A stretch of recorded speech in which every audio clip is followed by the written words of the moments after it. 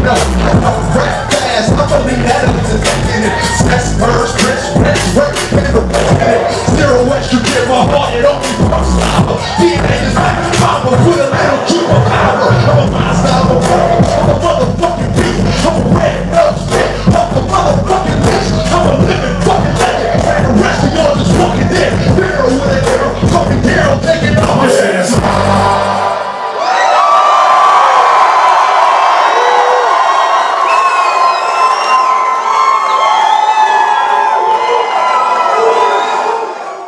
So nice to meet with you, finally. I've been a fan of yours for a long, long time. Thank you, sir. Yeah, man. So you've been dropping, I mean, I guess you went pro in like 93.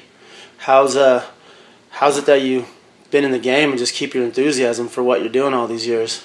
Man, I definitely always had a serious love for rap music and hip hop culture. So, it's not hard, and I've definitely been blessed enough to always feel creative and be stimulated by new experiences and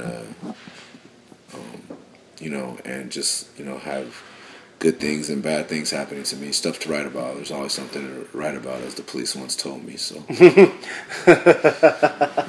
speaking of which, it's like you kind of cross a lot of boundaries in the way that you write and present your music.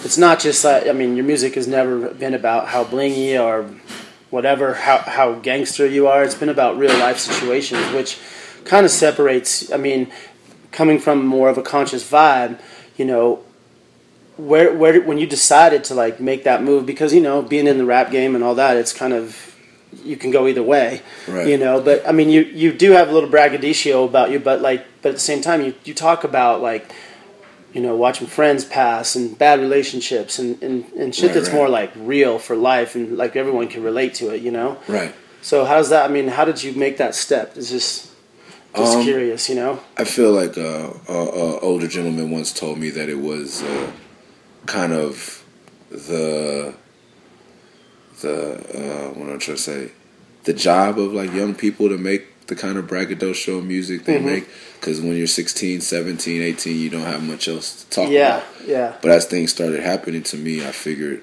why not? And I read a lot, and I'm a big fan of reading autobiographies. So like genuine, authentic stories always inspire me, and it's just authenticity of country music, and even like some soul music that I was raised on. Like it wasn't about money and everything. Those are the songs that really touched me, like the Bob Marley songs that really touched me, or the Sublime songs that really touched me, or the Elton John songs that really touched me aren't about money, they're about love. And to me that's what life is all about. Even in rap, whether they want to admit it or not, it's very homoerotic at times, because everything's about how much you love your homeboys or your N-words or whatever. And so love is always the underlying theme of everything, or how much they love money. So so even the best rap songs are about love, even if it's about misplaced love of money, but it's love.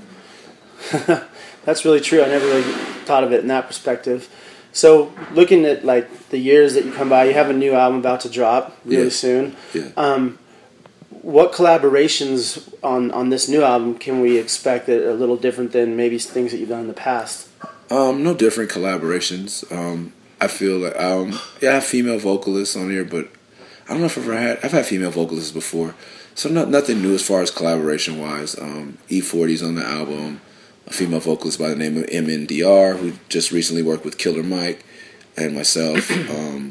E40's on the record, and my friend King Fantastic. Oh, cool. So it's, nothing huge. Just where I felt people made sense. I haven't yet sought out a big collaboration because. Just cause. Yeah, it has to make sense. So these are people that were at my disposal in my wheelhouse, and they came across my path that I really wanted to work with creatively. You kind of came up like, I feel like in an era of what more or less could be considered like the second golden era of LA, like hip hop, like with everybody that come through, like like whether it was Dilated or People on the Stairs or yourself, Living Legends, all that. Like, can we talk about that era for you? Like, that must have been a pretty exciting time. It was exciting for me. I'm a DJ and I'm super into turntablism and stuff like that, and that was a huge part. Like, that kind of turned the page for me as far as music, especially LA-based hip hop, rap, conscious vibe music, Right. Let's talk about that era for you. Like, what was that like? It was cool. I mean, I wasn't really like more social in that era. Like, I don't get along with a lot of people, so I didn't work with a lot of those guys. Yeah. I was really trying to just stick to my crew. I come from gang culture, so I really don't hop lines. But I think it was a good time for music. I wish, maybe from an outside perspective, it was a better thing. But there definitely wasn't like a brotherhood between some of my contemporaries, like people who live in Legends, float around, and like I more made friends with people outside of the city because my politics growing up, and just also knowing when you know a lot about people, I kind of like kept my distance from certain individuals. So I gravitated towards who I felt more like-minded with and had the same work ethic. So that's how I became friends with Slug and how I became friends with LP, because aside from music, we were more the same. Like, and I was into comic books and like, I wasn't really into like, I didn't have a baby's mom. Like, I like, I didn't smoke weed. Like, L smokes weed though, but it's just, I clicked with LP and Slug more as a person than an idea. Like, these were people that I clicked with more on just who I was, Brother Ali, as a person than I did with a lot of the people that were popping in LA. Yeah. And like Grouch and Lucky worked more with different other people than I did. So I won't say like I didn't like them. It's just we're not natural. You just collabed on a more visceral level. Yeah, like and I'll say like people who were striving to get it. Like Slug was like, and also people I could learn from that were willing to take me in. Slug really took me in and taught me a lot of things. So did L. Like, they're a little bit older than I am, but we're kind of from the same. I've always had older friends, but I was still willing to learn. And L's such a great musician and a rapper. I felt like and he was able to teach me. Some people, I think in LA too, there's a gang culture, and then there's like a competitive nature just amongst your hometown. Like, everyone's kind of rivals. Yep. So they weren't gonna like take me in and teach me. You know what I mean? But why would they? You know what I mean? Like, that you're taught that there's not enough space for everybody, and we were kind of all competing. And I was a kid that was 14 reading books on Tao and Zen, and I was like, no one can outbe me. So if Sean's going to teach me, he taught me how to count bars, and that's great for me. And I'm not in a competition with him. I don't feel like I could ever be as good as him or Abrud or AC Alone, but I can do this thing that I do, and I can do it better than anyone else because no one else can do me. Yep. And that's why I kept talking about my experiences and my relationships, because if I try to tell... a lot of people, I think, tell the overall narrative in rap. If I try to participate in that overall narrative, then I am competing. Yeah. But if I tell my story, then I'm not competing with anybody but myself. Yeah. And so I was all about bettering myself and teach. And I definitely could have learned from people in my city, but like I said, they didn't take me in. But here's Slug, he's taking me in, telling me this is how you do things on the road. This is how you do things with women. This is how you do things like, same thing. I just met Daryl Jennifer for Bad Brains, and he kind of will teach me the same thing. And I just travel. I feel like I'm a samurai. And I just like will humble myself and try to learn everyone's sword technique because I feel like it'd be applied. Yeah. And so that's kind of, I'll go to who I can learn from, and I feel like who's willing to teach me and who has something to teach me. Yeah, that's amazing. Speaking of collabing with Daryl, I was really excited to hear that music and to hear, like, just that happened.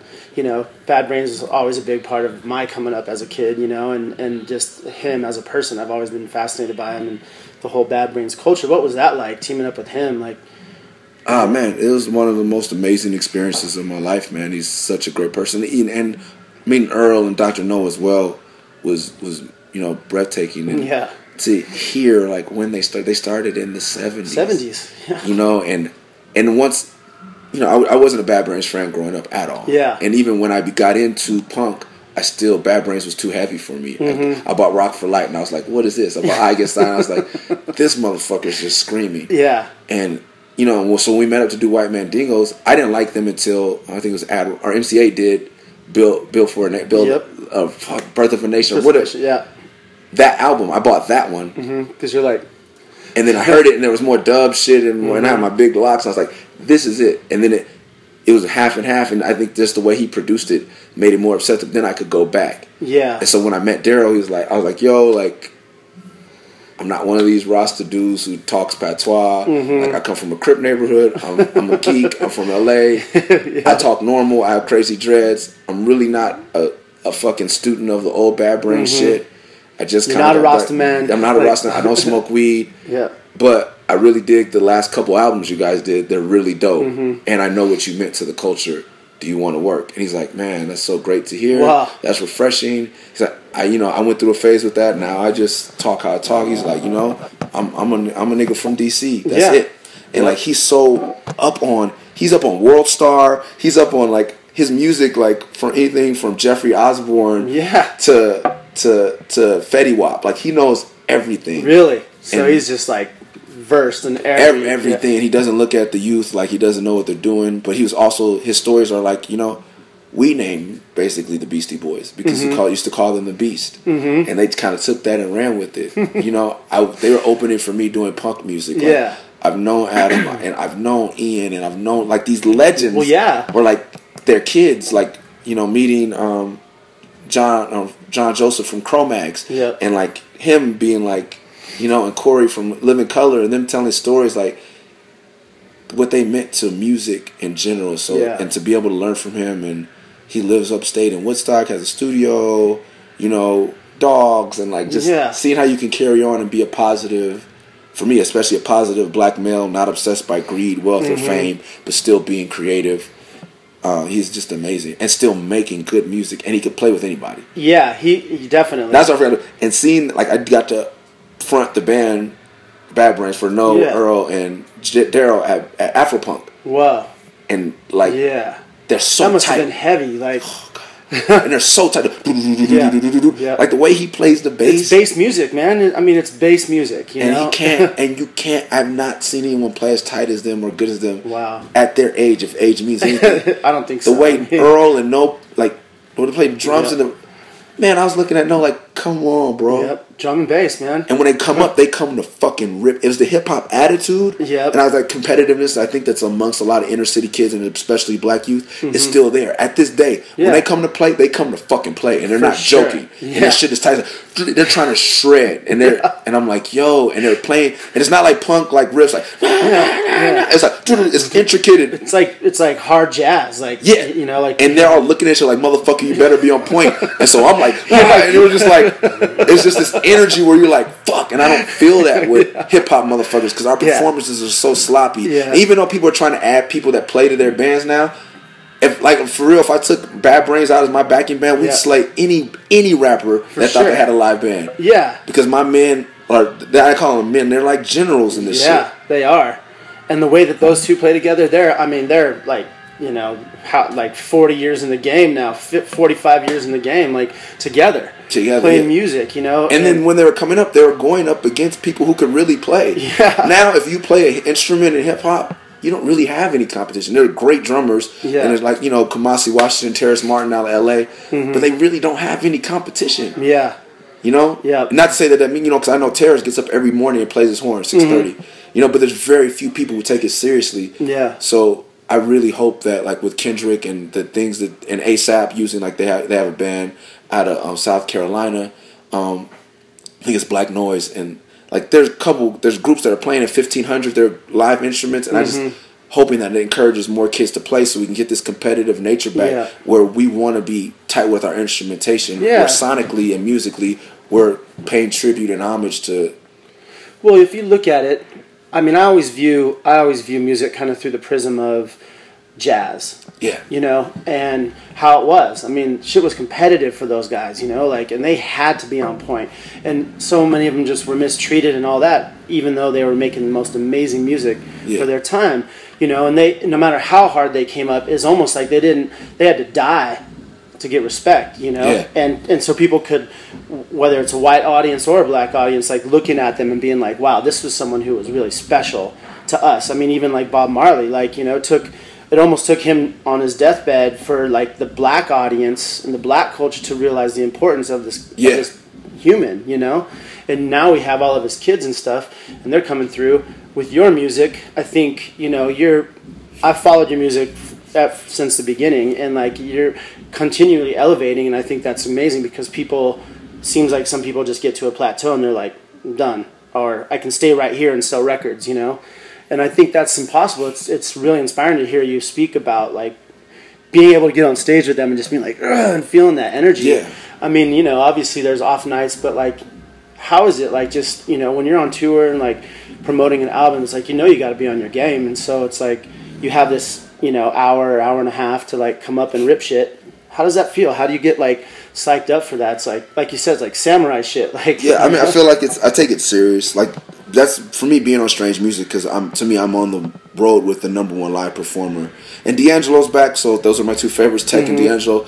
But I know that these fans have been paying a lot of money to see one of the best live performers in the world for years. Yep. So when I come out here, I can't bullshit these kids. Yeah. It's not like opening for other rappers that I've opened for where like I have a good show and I know I'm going to kind of maybe even steal the show because I have a good show. Yeah. Opening for Tech is like playing with Bad Brains. Like he keeps me on my shit. And I know that I'm also representing his label now where it's come to mean a certain thing to these kids and they take it seriously. They have tattoos and shit. So when I come out here, these kids know a good show. I can't bullshit them. And they want me to be good. So I got to... But anytime, even I don't care if I'm before I was on Strange, I always look at it like people paid money and more importantly took time out of their lives. They got to go to work and school in the morning, and they're here. They're not here to praise me. They're here to party with me. Yep. They're here to be led and having a good time so that we can all spread this love and this energy around. It has to be a good thing. For sure. So if I'm feeling bad, if I got to take this, I don't take it. I still have a punk energy to me. So like some people, like Tech has like synchronized dance moves and being on the road, Mr. Lift and Acrobatic. Their show is so technical. And LP, when I was hype man for him, like and Sean, like a lot of people I don't take it super serious. Yeah. I'm just there to rock out. Like I'm gonna put everything in there, and I'm gonna get all the words right. But I may be on this side of the stage. I may be on that side of the stage. I like to be energy. Feel it. And now I'm learning to contain it more and focus it. But I take it seriously. And it's funny what you're saying about black culture. Like a lot, like people think that Bob Marley was beloved by black culture, but he was new to us. He was just starting to come to America. Yeah. And the craziest thing was hearing Rasta ass Daryl Jennifer tell me, I went to see Bob Marley live. I had no idea who the fuck he was. I was there to see George Benson. Yeah. And he was opening. Yeah. And I was like, who's this guy with the dreadlocks doing this shit? And I was like, yo, you're like the Rasta God. And you're telling me you went to a Bob Marley concert by accident. Yep. And I was like, that's how, but history gives us a different perspective. And that's what, unfortunately, that's how I always made my music. Like, okay, well, maybe I'm not Kanye West now. Maybe when I die I will be. Maybe, maybe I won't be. But I have to stay true to people like that. I can't compromise my integrity or my artistic vision to fit now. And and it's and a lot of it is timing. I think Kendrick came along at the perfect time, and now he's doing pop music, but that has artistic merit again, and that's amazing. And I'm so grateful to be alive and still have a career in this time. Well, I think everything old is new again. They say, and so it's like. When you look at the way that music as the ebb and flow comes, it's like even like with D'Angelo, like waiting so long to drop another album, but it's the bomb, it's him, It's like, so coming along, it's like even with what you're doing now, it's like, I guess, you've collabed with amazing DJs. I think I saw you last time here when Z-Trip was on tour. Yeah. I saw you here, and not here in this venue, but here in Reno.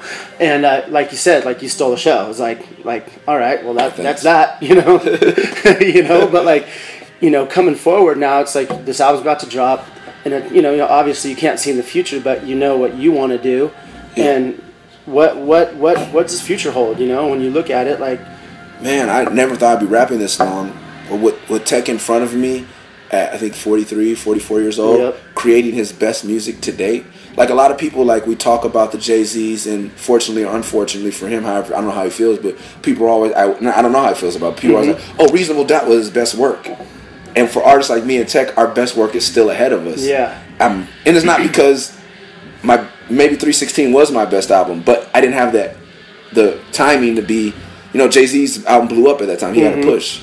I still have the opportunity to create my best music. I know for a fact, as a Tech 9 fan, Special Effects, his new album, is his best work. Yeah. I know the verse he did on the Strange Music Cypher is one of the best raps I've ever heard. Yeah. And so he's still going like this, and no one's saying, oh, I wish he'd go back to Absolute Power. His fans are saying, we're waiting for something new. And that's how I feel like I still have a chance to create my best music, and I'm still at an all-time creative high. Yeah. And so I'm... It's changing the dynamic. And also see Chuck D still rocking. I saw Ice-T rock with Body Count at Africa. And I'm still seeing Bad Brains play the way they play, and people packing in to see them. I used to think, fuck, my career's over at 25. Then I thought 35. And now I'm like, well, shit, I could probably do this till I'm 50 if I want to. Yeah. So I don't know, man. This new album is produced by a friend of mine that I grew up with. He did God's Work and Brotherly Love for me on In the Beginning. And then we kind of went our separate ways, and he ended up, now he co-produced and co-wrote Chandelier for Sia, which was one of the biggest pop songs of all time. He has 2 songs on Kelly Clarkson album. Wow. He's in the studio working with different other pop things, and it just happened that we came back together right before his pop career kind of took off, and we decided to work together again. And even when he got his huge critical acclaim, he still said he wanted to do my album. So this is someone that we used to go to the record store on Tuesday and buy De La and buy Wu-Tang and buy Far Side Records and buy Hyro Records and like trade with Double K from and Thes One Records, and 15, 14 years old. Yeah. And now we're coming back together as grown men, and he's a pop producer, so my music is bigger,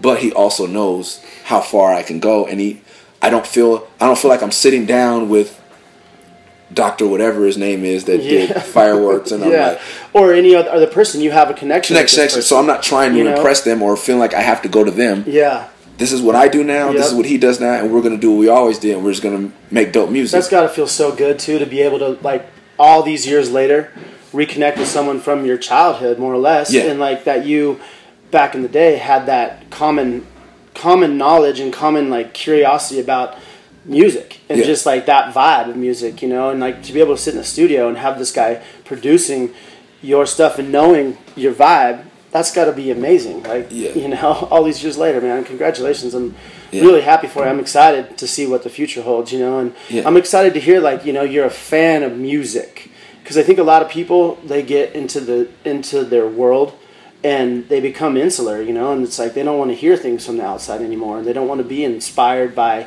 things and people around them that are truly inspirational. Right. When you look back throughout your history, what can you really cite up as far as like still motivating you in a music sense, like other musicians and other, maybe it's jazz, maybe it's hip hop, maybe who you find most interesting from the music world now that you're like a grown man and you've had all these experiences? Like, man, I like a lot of different kinds of music, but it's funny that most of the time only rap inspires me to rap. Like, it's still like if I hear an APMD song or hearing tech sometimes makes me want to like, I gotta go write a hell of a song. But enjoying other music, I think, gives me some perspective. But right now, like, I've just really been looking forward to the Alabama Shake's new album because I really like her and her voice. But I like the band. But I like what Tyler's doing is inspiring to me. I'm trying to think. I always get lost. I mean, I'm an E40 fan to the death. I have 186 E40 songs on my phone at all times. So like his new album, he's somebody else that's, to me, as a fan, like, I wasn't as enthused about the past 4 or 5 years of his career. But this new album, the double disc, is fucking amazing. Yeah. And I don't know what's happened between now and then with him as an artist, but he's killing it. Yeah. And so I've been kind of, all my free time, my wife, my son, we all listen to that. Like, my son listens. He's 2.5. He listens to everything. Oh, that's awesome. So we've been playing a lot of E40, and then like pop music. I love Taylor Swift. My wife loves Bruno Mars. My 2-year-old, his favorite, he loves J. Cole. And, he sings. But I'm sure you get a lot of inspiration just from seeing him get inspired by things. It's like, and that put a lot of shit on. Like, 'cause I was like, okay, people want this certain kind of music from me, but his favorite songs on the album are the ones with the hi-hats that sound like trap music. And I'm like, he doesn't know that he's supposed to like people say, people are programmed by the radio. I was like, no, this is a 2.5-year-old that he listens to Bad Brains. He listens to whatever I play on. We watch classic B-boy battles daily. Like, that's what we watch. Red Bull BC1. He breakdances. He's a B-boy. Like I say, he loves breakdancing. I beatbox with him. I sing. I grew up. His lullaby was Method Man, like METHOD, all the time. Like, he's a real hip hop head. But when he hears some trap music, he's on. He loves it. Yeah. And we had a teenager living with us for a while, and he loved whatever the teenager loved. So they kind of played off each other, but he loves trap music. And so the whole... It is hip hop. It's just a little motivated hip hop. Like, he loves, I forgot the name of the song, I think it's number 8 on J. Cole. Get off my dick. Yeah. Well, and he can barely talk, but get off my dick. Whoa. He loves that song. And he knows the difference. He'll go, another song? another song, even if it's my shit, and he doesn't. He wants to hear the songs he likes. Yeah. They'll say another song, another song, and that's how I know I'm making good music. Yeah, because he's so pure. There's no filter. Yeah, it's just there. So I know that if he likes it, it's not because I'm trying to go pop or because I'm selling out. It's just good. Yeah, and he likes Bob Marley. He likes some Thelonious Monk. He likes things. Sweet. So that he's been great for me. Oh man, well, I'm excited for the show tonight. Thank you so much for your time. No I problem, really appreciate it. Nice to meet you. Really, yeah, super nice to meet you. Everything is about loving yourself and fuck what people think about you. Take pride in being an outcast. Take pride in being an original individual. Thank you.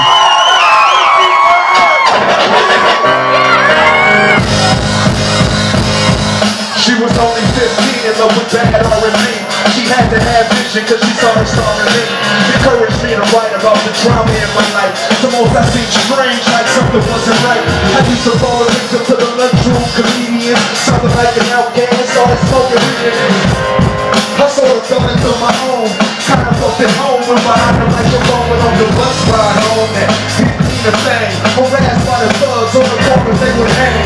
I got banged on, I got beat down, carrying the golf club, walking up the street now. They respect me, they call me crazy. Me so not getting pumped out on the daily.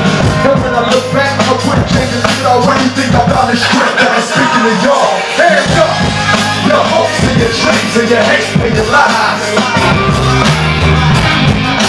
In this life, everyone from the old and the wise to the young, they lie.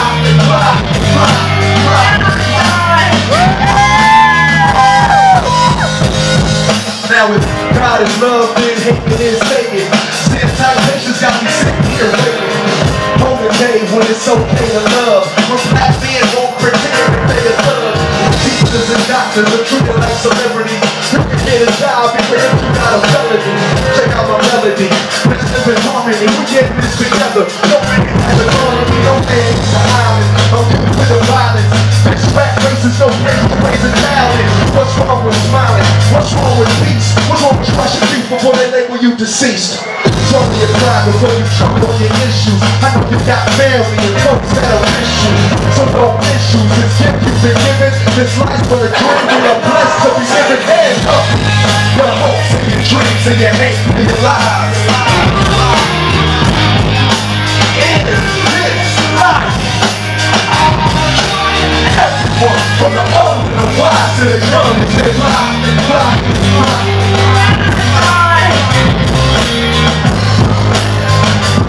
Reno, Truckee, Tahoe, coming out tonight. We are a special effects tour. If you drink and you drove, don't drive your drunk ass home because I fucking love you. I call balls back from your space to the unions where the journey takes place. You give it all meaning. It's waiting on a star. There's no need to pretend. No freedom in the feeling where you fear in the end. All good things come to it. Walk, don't run to it. Time you wanna end it on yourself, don't do it. Be original, be different. People wanna stand up and shut this system. Your hopes and your dreams and your hate and your lies.